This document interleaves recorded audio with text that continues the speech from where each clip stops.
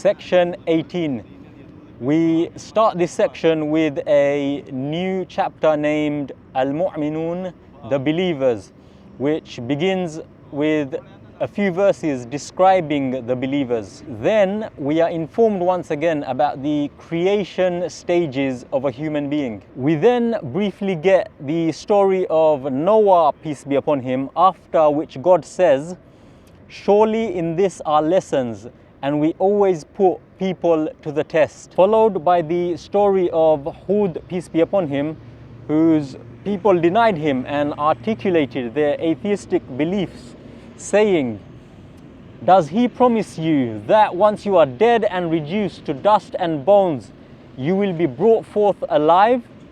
Impossible, simply impossible is what you are promised.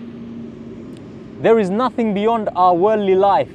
We die, others are born, and none will be resurrected." And so I say to those who hold these beliefs, just think about it for a moment and imagine. Just imagine that you are wrong and you find yourself on the day of judgment that all of it was true. Everything presented in the Qur'an was true. How dangerous of a predicament will you have put yourself in at that moment, at that time?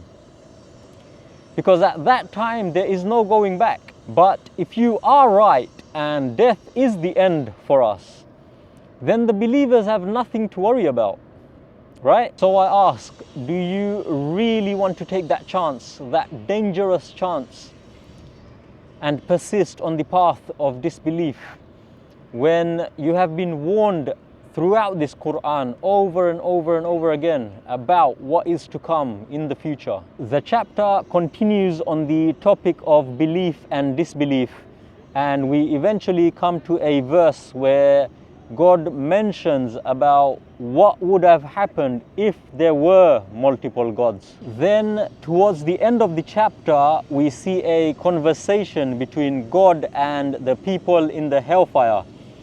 A fascinating but frightening conversation, which ends with a reminder: exalted is God, the true King.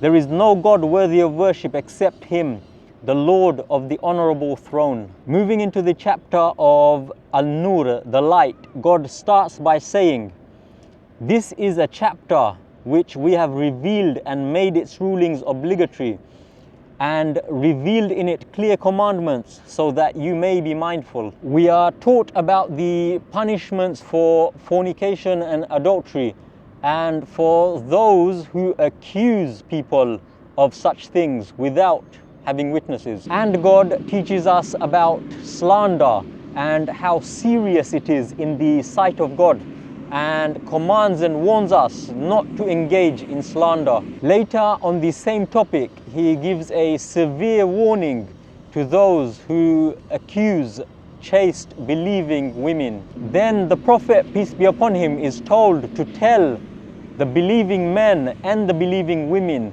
to lower their gaze and guard their chastity. A few verses later, we come to the beautiful and famous verse about the parable of light upon light.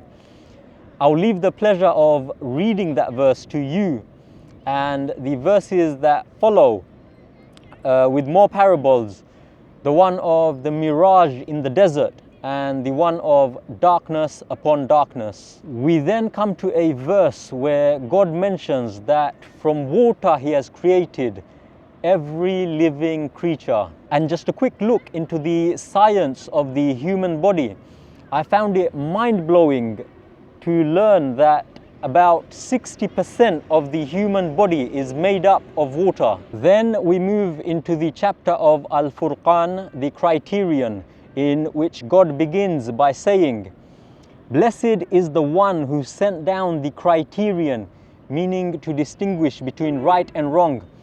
"Blessed is the one who sent down the Criterion to his servant, so that he may be a warner to the whole world," meaning humans and jinn. Several passages later, we come to some vivid and scary imagery of hell.